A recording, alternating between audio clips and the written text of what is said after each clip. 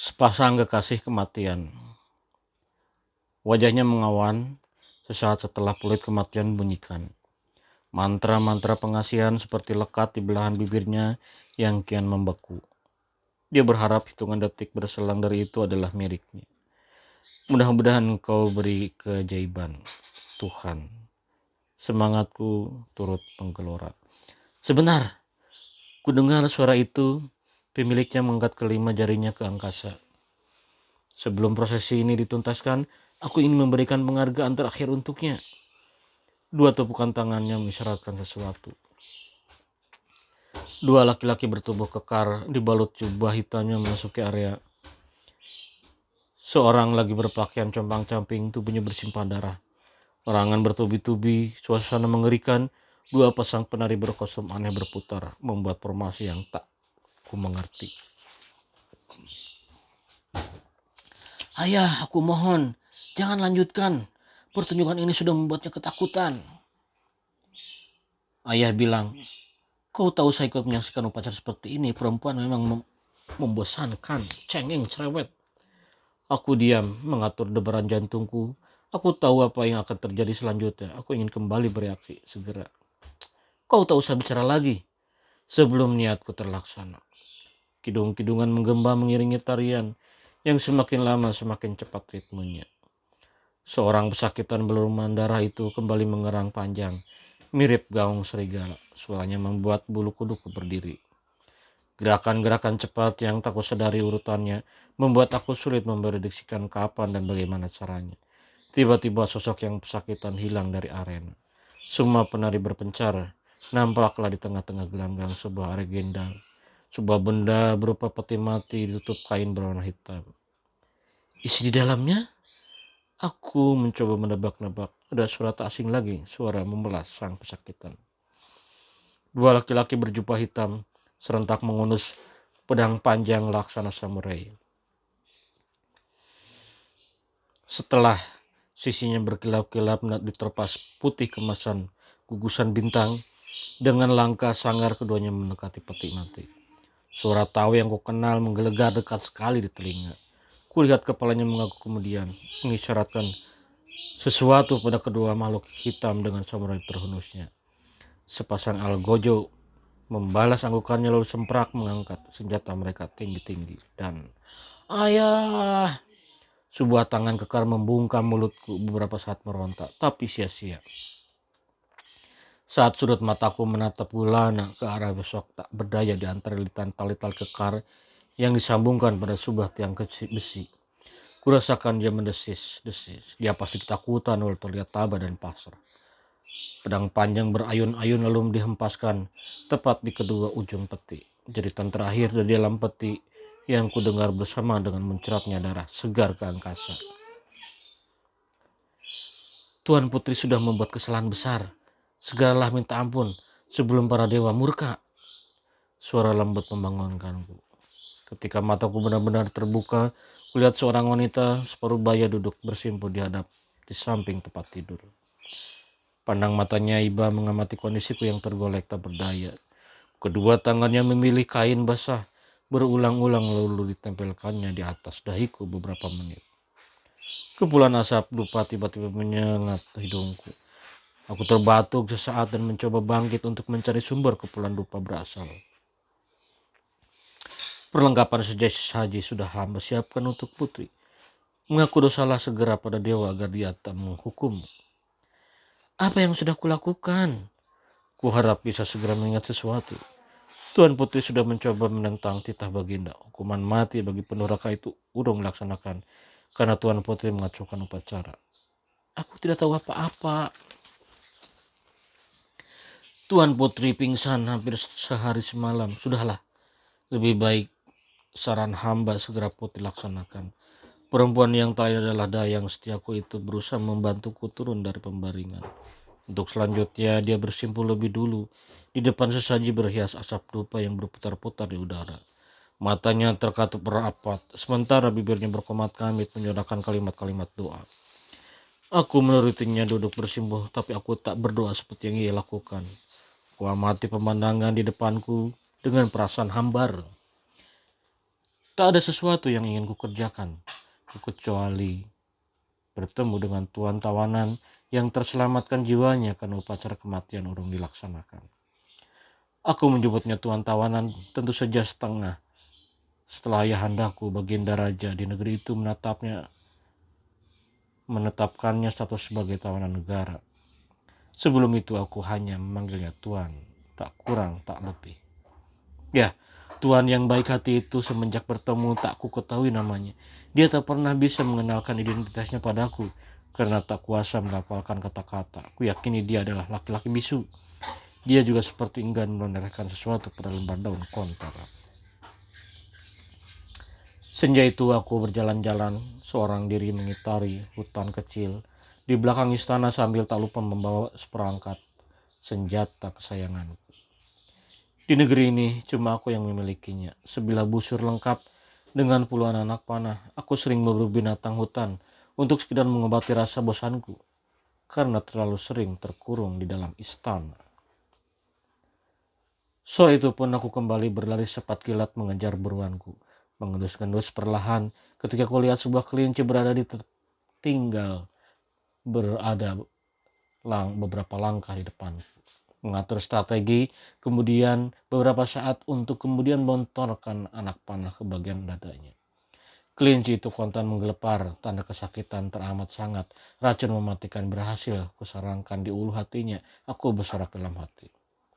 Belum puas ku nikmati pemandangan menyenangkan itu, tiba-tiba muncul lagi dari semak-semak seorang laki-laki kurus berkulit gelap. Tak terbakar matahari, dia merampas kelinci itu dari kekuasaanku.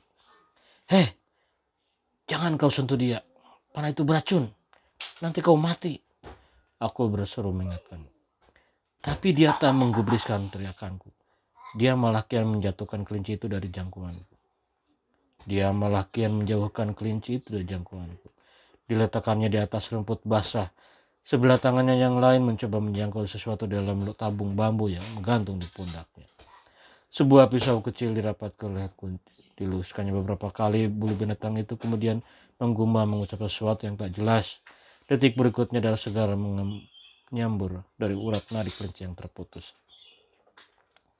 Berani sekali Tuan merampas buruan saya. Laki-laki itu tak menyaut. Dia malah tersenyum dan melambaikan tangan, mengajakku duduk bersejajar dengannya. Dia menunjuk dadaku kemudian membuat bahasa isyarat lain yang kalau tidak salah diartikan adalah, kamu jangan suka menyakiti hewan. Makhluk bernyawa punya nurul seperti manusia. Kulirik sesaat kelinci yang terletak di tanah. Selama mata pisau milik laki-laki itu menoreh lehernya, dia mati dengan tenang, tidak menggelepar-gelepar kesakitan seperti yang sering kusaksikan bila mereka terkena mata panahku. Tak kusangka orang asing yang tapak nista itu ternyata berhati mulia, penyayang, sesama yang hidup. Dari pertemuan itu aku tertarik dengannya. Kami pun bersahabat. Namun ketika diajak ke istana dia selalu menolak. Dia bilang lebih senang tinggal di hutan untuk sementara waktu. Kutanya hendak melanjutkan perjalanan kemana. Dia tersenyum lalu menggeleng, rupanya enggan bercerita. Secara diam-diam kami sering bertemu di hutan. Kami sering berkomunikasi. Walaupun banyak isyaratnya yang kadang tak ku mengerti. Tetapi dia seorang yang menyayangiku. Berjalan beberapa lama, persahabatan kami ternyata tercium juga oleh kalangan istana. Lebih-lebih Dayang pribadi yang selalu kelihatan curiga. Mendapatkanku keluar masuk hutan lebih sering dari biasanya. Dan semenjak aku bersahabat dengan Tuan, aku selalu menolak untuk ditemani siapapun bila menerobos hutan. Tuan Putri berbuat kesalahan hari ini. Baginda memanggil Tuan Putri. Dayang tiba-tiba datang mengagetkanku. Maksudmu? Sahutku sang gugup sambil buru-buru kusembunyikan sesuatu ke balik bajuku. Sebelum aku pamit meninggalkannya hari ini, Tuan baik hati menghadiahi aku lembaran-lembaran lontar kering bertuliskan kalimat-kalimat aneh. Putri sering pergi ke hutan tanpa izin penghuni istana. Aku bisa jaga diri, bekal yang kuberikan ayah tidak akan membuatku terjerat hal yang jahat menakutkan. Sedekahku membela diri. Menurut informasi dari petugas keamanan luar istana, ada penyusup berhasil memasuki wilayah istana. Menurut mereka dia seorang yang sangat berbahaya. Gelagatnya dia adalah penganut aliran sesat, pembangkang ajaran para dewa. Baginda khawatir dia akan merobos masuk kemudian memusnahkan peradaban negeri kita. Ucapanmu sudah seperti ayahanda. Aku tertawa mengejeknya. Kata-katamu seperti pemuda istana. Putri tak usah mengejek hamba. Semua penghuni mengkhawatirkan keadaan Tuan Putri yang ingin mengunjungi hutan itu. Ingat Putri, penyelidikan pihak keamanan tidak mungkin salah. Ya Tuhan, aku harus segera memberitahu dia agar lekas meninggalkan wilayah negeri. Tapi sial, malam ini aku tak mungkin pergi untuk kedua kalinya. Dayang pasti sudah disuruh untuk mengawasiku. Hari ini aku lelah sekali. Aku ingin segera ke peraduan tanpa seorang pengganggu pun. Kau boleh pulang ke kamarmu saja, perintah kemudian. Strategiku berhasil. Dia percaya kalau aku benar-benar kelelahan. Hingga malam mulai beranjak larut, dia tak mengusikku. Dengan senang hati aku segera melompat dari tempat tidur. Sejenak berkemas untuk kemudian mulai mengendap-endap keluar gerbang istana melalui jalan rahasia. Dan sukses. Tak seorang pun menghadang langkahku. Aku berhasil mengembus malam. Aku berhasil menembus malam menuju hutan tanpa sepotong makhluk pun yang tahu. Ketika aku tumai di tempat biasa, sang tuan baik hati tengah melakukan ritual pribadinya. Aku tak berani mengganggunya. Tak sabar kutunggu dia sejenak menyelesaikan pekerjaannya. Belum sempat ku beritahu soal sesuatu yang mungkin bisa membahayakan dirinya. Sebuah suara berat namun lantang mengikatkan kami. Ayo, tangkap dia. Jangan sampai terlepas. Tangkap! Segerombolan pasukan meringkus tuan. Segera sebagian lagi ke arahku. Hai, lepaskan. Lepaskan dia. Dia sahabatku. Dia temanku. Dia tak bersalah. Hai, lepaskan. Sekuat apapun teriakanku. Dan walau terus meronta, mereka tak menggubrisnya. Tangan-tangan kuat mereka membuatku terkulai pasrah. Sejak saat itulah Tuan bersatu sebagai tawanan negara. Berhari-hari dia ditahan di dalam ruangan pengat hingga pengadilan memutuskan dia harus dihukum mati. Tuan Putri benar-benar tidak ingin berdoa. Suara itu membayarkan lamunanku. Kejadian malam itu hamba yang melaporkannya. Apa kau bilang? Aku terkejut. Hamba khawatir terjadi sesuatu dengan Putri. Kau tidak tahu, Dayang. Aku tersiksa. Tiba-tiba aku menangis pilu.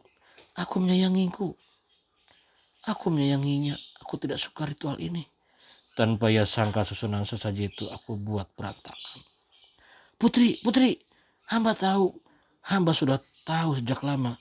Kalau Tuan Putri tak pernah lagi berdoa seperti biasanya. Apa kau bilang? Hamba tahu Putri. Hamba mengerti dengan sesuatu yang Putri rasakan. Mengerti? Mengerti kau mengerti aku? Benar kau mengerti aku? Benar kau tahu apa yang kau inginkan sekarang? Dia mengangguk. Kalau begitu, kau harus bantu aku. Malam ini juga aku harus menemui Tuan Tawanan. Aku dan dia harus segera pergi dari sini. Sebelum putusan hukuman mati diberlakukan kembali. Putri yakin? Pikirkan sekali lagi putusan itu, Putri. Tolonglah aku, Dayang. Malam itu persis ketika hampir semua penghuni terlelap. Aku berhasil membebaskan Tuan berkat bantuan Dayang. Dengan sekuat tenaga kami berdua berlari menembus malam. Tepat dini hari kami telah berada di perbatasan istana. Aku bernafas lega. Kami pun beristirahat sejenak. Tangkap, tangkap, jangan sampai lolos. Langkah-langkah berat dan bayangan hitam berkelebat di jauhan. Tuan, kita harus segera tinggalkan tempat ini. Kami mempercepat langkah setengah berlari. Karena kami sungguh tak kuat lagi untuk berlari sekencang tadi. Sekujur tubuh kami lemas. Aku ingat sebuah jalan rahasia di sekitar perbatasan yang bisa membuat kami terlepas dari kejaran petugas keamanan. Ketika pintu rahasia itu berhasil kubuka tiba-tiba, sesuatu menembus punggungku. Pedih. Tuan Tawan serentak mendengar ceritaanku. Buru-buru dia memeriksa kondisiku. Pergilah Tuan, pergilah. Jangan hindar aku. Selamatkan dirimu segera. Pergilah. Aku akan segera menyusulmu. Tuan menggeleng. Dia begitu mencemaskan aku. Digenggamnya rata kedua tangan seperti memberi kekuatan. Tuan, aku mohon pergilah. Ayo pergilah sebelum mereka semua menemukan kita. Aku mendorong tubuhnya dengan sisa tenaga yang kumiliki. Aku berhasil membuatnya terhempas ke tempat yang jauh melewati pintu rahasia yang terbuka. Aku ingin segera menyusulnya, sayang. Sesuatu yang bersarang di punggungku memaksaku diam. Racun mematikan yang ada di ujung anak panah kurasa begitu cepat menjalar. Siapa yang melakukan ini? Berani sekali dia menggunakannya tanpa izinku. Rintiku tertahan. Maafkan hamba, Putri. Hamba terpaksa melakukan ini demi menyelamatkan negara. Kalimat terakhir yang kudengar sebelum kurasakan dunia ini menggelap pekat.